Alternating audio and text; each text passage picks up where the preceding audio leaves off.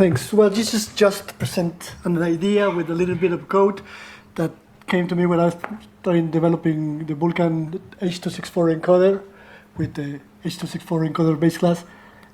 In the future, we'll post it. So I needed to test the encoder with all the different knobs that are available, so that allowed combinatorial explosion. So what I wanted to test, the three basically things: the structural that had the GOP, that to say I want a GOP this size with this number of B frames, A frames, that is actually that are created that way. The bitrate compression, and also the perceptual with VMAF. Actually, the current code runs the VMAF as another thread. So I call it Soothe because it's a heavily almost copy from Fluster, which is the dark side of Fluster. This is more or less the explanation. The components are assets with our well-known raw streams downloaded from the internet. There is a transcoding script that say the simplest one is the copy one.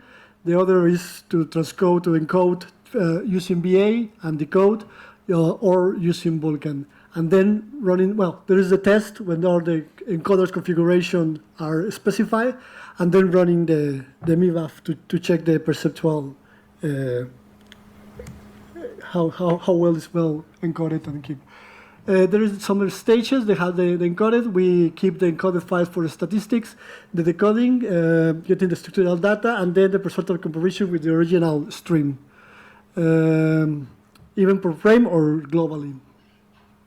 And so there's some questions I have about this because we have this combinatorial explosion, and we have to do one test per configuration or one test for multiple configuration, or generate tests automatically with the stochastic configuration, but none of them are valid.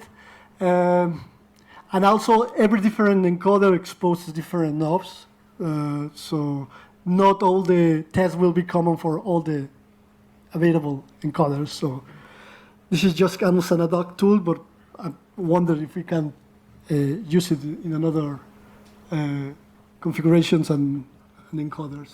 And that's it.